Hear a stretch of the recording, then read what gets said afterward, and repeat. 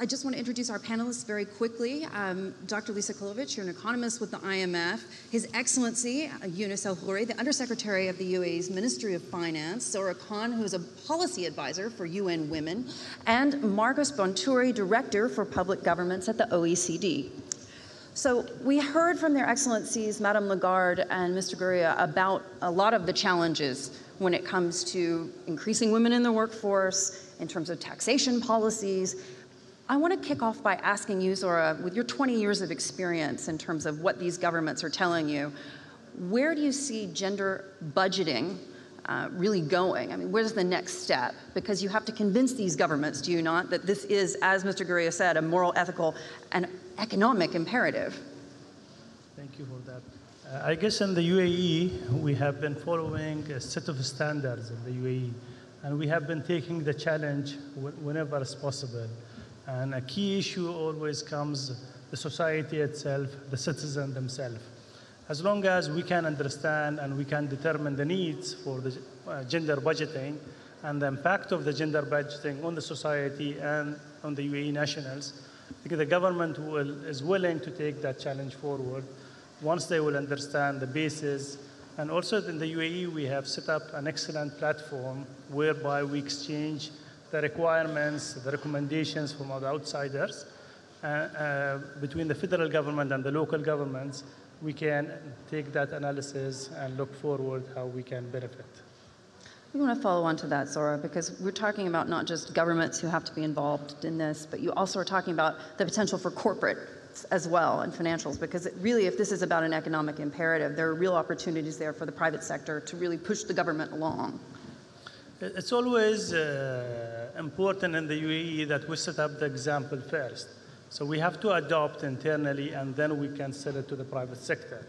As long as the government is taking the lead, as long as the government has implemented, and then we can take it forward, and we can discuss it with the private sector. And again, in the UAE, we have set up an excellent platform, and the platform through the media, through the corporate communications, through multiple channels, we can always sell the concept and start adopting. And for a person working for a Ministry of Finance, introducing new resources in the market itself, as long as we have the women participation, then we add to their purchasing power. If they are richer and if we create that wealth, definitely their expenditure will add. And once their expenditure will add, the impact of it will be on the government revenue. So the participation of the woman is a key to us. The participation of the gender itself, it's very important. Let's look at it more from a global perspective in terms of UN Women. Zora, if you want to take it on from there. I think both our opening speakers really set out some of the challenges really well. And I think for us as UN Women, having done this for 20 years now, we see challenges for gender budgeting on two levels. One pertains to the institutional and political, and the other pertains to the actual technical challenges linked with data. So I'll start quickly with the political or institutional. I think Madame Lagarde quite rightly in her opening remarks talked about the institutional culture of ministries of finance. And I think sometimes it's very, very difficult when working with ministries of finance to actually get across the importance of gender equality and the importance of ministries of finance using their mandate on fiscal policy to advance gender equality outcomes. At UN Women, we often talk about breaking the glass ceiling. Our work in ministries of finance has also shown us that there are sticky floors where women within ministries of finance are often in quite low-paid jobs, and there also the concept of broken ladders. So women advancing within ministries of finance to make it to the top echelon, it sometimes becomes quite elusive. And if you don't have the voices of women within the ministries of finance, it's very, very hard to identify what the main gender gaps in societies are. And the work with civil society, the work with parliamentarians is absolutely vital, of course, but it is the mandate of finance ministries to do this work. The other challenge I see is a technical one, and it links a lot to the lack of data on what gender gaps are, and we see this across the world, in developing countries, in middle-income countries, in developed countries, and so on.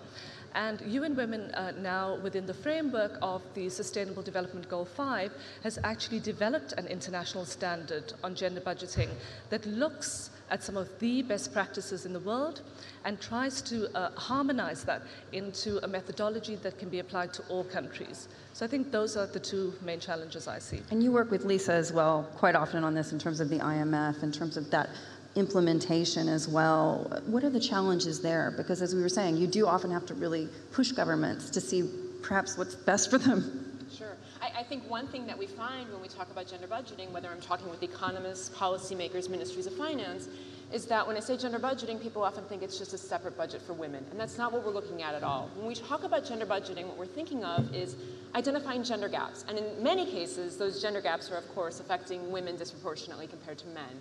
But there are gender gaps, too, that affect men disproportionately. And so gender budgeting then allows ministries of finance, the sectoral ministries, to look at those gaps and figure out how best to attack them, how best to remedy them. So I'll give an example of men and their lower life expectancy. So in advanced markets, we found that men with tertiary education live on average 4 to 14 years longer than men with only secondary or primary education. And gender budgeting can be used to address something like that. In Ukraine, for example, we found that men are disproportionately affected by tuberculosis. And so gender budgeting has been used to address that kind of gender gap too.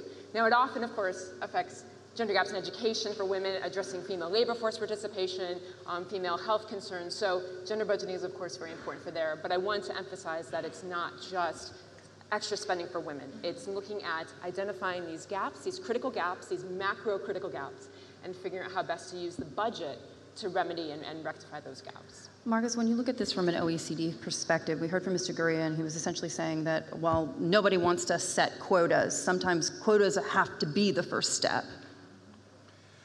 Yeah, very often in this case, we have seen the clear benefits of quotas, I mean, but let me go back to the issue of the challenges.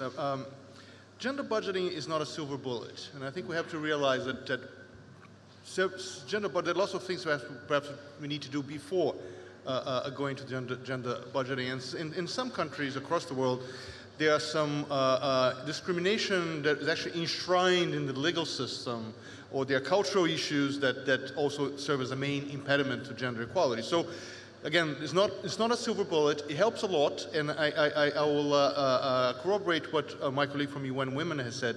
The data gap is huge. We have been investing a lot at the OECD in having a gender lens in our data collection, be it on education, on the PISA program, on health outcomes, you name it. And that helps a lot when you do the gender budgeting, and that's really the key and the main challenge is not just having a checklist, but then what is the impact on policy? And for that, you do need the gender-sensitive data that we are producing more and more in cooperation with other organizations, including UN Women, with whom we just signed an MOU. So that link, what does it mean for policy? And Secretary General Gurría was mentioning some interesting examples from Austria on tax policy to Sweden and in snow cleaning, but there are many examples at different levels of government on once you have the data-sensitive data, the gender-sensitive data, how does that actually impact? And then the link between what the Ministry of Finance is determining at a broad sense and the line ministries that are actually spending the money is essential. So the coordination mechanisms also have to be in place. Talk to me a little bit about the implementation, though, in the sense that when we look at it from an IMF perspective in particular, there are opportunities, and I mentioned this in the beginning, for the private sector to really help governments to see what could potentially be areas in which gender budgeting could really change the game when it comes to employment, and obviously that means broader productivity. Sure. Sure. So let me give you the example of Morocco. So we looked at Morocco and we saw that, and Morocco has done quite a bit of work on gender budgeting. But we looked at the losses from gaps in female labor force participation on per capita income. And we found that if we were to close that gap, that gender gap in labor force participation, per capita income in Morocco would be 50% higher. Now, that's substantial. And so what gender budgeting can do then, if the private sector, the public sector, CSOs, NGOs, different organizations want to work to address that gap there, one thing they can do is try to implement better childcare, improve females' access to education, so allow them to have the skills necessary to go into new types of jobs and advance their careers. So providing for childcare, reducing tax policies that might have discriminatory angles to them, and then also making sure that women have the ability and the safe public transportation to get to work if they need to. So we talked about the numbers really in terms of the implementation, and you have to be able to show these governments by the numbers how much of an improvement this could be to their overall productivity as countries. But in terms of private sector versus public sector, or even really just working together, what's the narrative got to be? Because oftentimes you have all of this information, you have all of this data, but somehow you're just not making things move forward. Okay, so let me give you another example too from Europe. So we did a study at the IMF. We looked at the impact of quotas on women and participation in corporate boards and in senior management positions. And if you were to substitute one woman for one man on a corporate board, we saw that there is an increase on return on assets of about 8 to 13 basis points. So right there for the private sector, they have an incentive to encourage women to join the corporate boards, to join senior management, because it's a matter of higher profitability, higher productivity. That, of course, translates into higher growth, more stable growth, you have a more diverse workforce. And so that kind of information there, when the private sector realizes that greater diversity, greater female involvement in the workforce has a return on their profitability, that can then start the conversation with the private sector getting involved with the public sector, and encouraging the public sector, either through gender budgeting or through other policies, to implement the kinds of reforms that are needed. Again, childcare, tax reform, those kinds of things that might help. The UAE so far has been a really shining example here of the ability for the government, the public sector, the private sector to really work together. Going forward, what are some of the things that you see as possible? You've put out this new gender balance guide, you're talking about gender budgeting. What's next? From the discussion I hear, I think the key area would be is more of involving women into the private sector itself. The private sector being very dynamic, being in multiple sectors, and one of the key challenges will be how to enroll the new graduates into different sectors, other than the norm sectors that we see the women enrolling more. I think this is one of the key challenges we will see. Going back to Han's comment, whether we have women in the ministry itself, I think today the women being responsible for the government financial and them being more than 50% of the workforce, we already have a big basis on that level, and also on the quality of the data. Since Ministry of Finance had decided to join IMF, GDS, and GFS statistics, I think the basis of the data itself being available, how much of the analysis and how we can get into the details of the analysis and looking forward to what we need to change and what to adopt, I think that will be the next step. Marcus, do you want to weigh in there in terms of, at the end of the day, for most countries, this is about overcoming the politics, hot button words like quotas. Certainly when you're talking about that in the political context, you can also get a lot of pushback. How do you go beyond that? I mean, I think we have to make the economic case very, very clearly. It's an ethnical issue, it's a moral issue, but it's first and foremost an economic issue. And I think we're just scratching the surface. Secretary General Gurría mentioned the work we have done to estimate what would be the impact of halving, just cutting by half the participation gap, the labor market participation gap. Women typically participate less in the labor force, and that's between now and 2030, 6% of the GDP across OECD countries. But that's not taking into account the underutilization of women's skills, which is a major issue in some countries. So you have to continue to make the case that if a society is to prosper, it needs to use the fullest the skills set of its population. And of course, without talking dynamics of investing in skills and giving access to women to education opportunities, to employment opportunities. So all that needs to be brought into account, and we cannot totally estimate that, but even for the simple things we can estimate, the business case is obvious. When you look at it from a UN perspective as well, it seems to be there's a difficulty in messaging here. It seems obvious when you look at the numbers, but at the same time, it's communicating with governments in the private sector. Where are you with the UN in terms of really working with each individual country? Because an emerging market, a developing country, is a very different scenario than certainly the United States or Western Europe.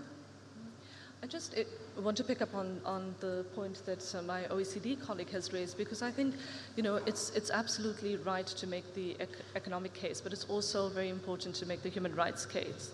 And I think where gender-responsive budgeting is really important is that it focuses on women's needs in its entirety. So it looks not just at resources or investment for women to enter the labor market, but it looks at resources and investment for all of women's needs throughout their life cycles. And I think that's a really important value added of gender-responsive budgeting, and especially, as you correctly say, the importance of finance ministries working with sector ministries. I mean, that's absolutely vital. If finance ministries set out a directive for gender budgeting and say, look, we have a legal framework, we have a policy framework, but it's really the sector ministries that have to come in and say, well, for the health sector, for education, if we want to increase women in STEM and so on, this is what we need allocated to programs that will drive that progress forward. So I think this coordination and working together is extremely important. I mean, our position at UN Women is very clear. We work with everyone. So we have to, in order to have successful gender budgeting, we have to have a multi-stakeholder approach. So working with women's organizations, working with parliamentarians and so on. And just a key role that the private sector can play is in terms of women's financial inclusion. Across the world, numbers are staggeringly low, and this could be something very positive, especially when we look at what technological developments are out there in the world. It's getting easier and easier, but yet more women don't have access to financial inclusion. So what are we not doing there? How do you harness the momentum that we've seen over the last year or so? Because there's been the Me Too movement, then you've also seen it certainly at the World Economic Forum for women leading the forum for the very first time. How do you harness the momentum that we're seeing behind getting women into the workforce and actually making something in terms of legislation and policy and implementation that keeps them there and really goes beyond the numbers? So I'll start. I think for us, of course, our challenge is that we always want to make the economic case, right? And I think, again, the evidence is clear. I mean, we've shown it in many different ways, but that's something that we are continually working on too, is coming up with more quantitative analysis, empirical analysis to show that gender budgeting impacts lives, it has an impact on your economy, and this is just an overall effective and efficient way to use your limited resources and to allocate things efficiently. Because certainly one of the themes, obviously, at the World Government Summit is the happiness agenda, the happiness report. And of course, if you're going to be a better individual and a more productive member of society, then obviously you want to feel involved in this inclusive growth with these opportunities. Panelists, we're going to have to leave it there. I want to thank you all so much for joining us. Hi, I'm Tanya Breyer, and that was just a taster of what you can find on CNBC Live. For more award-winning content, just click on the videos. And don't forget to subscribe to our channel. Thank you so much for watching.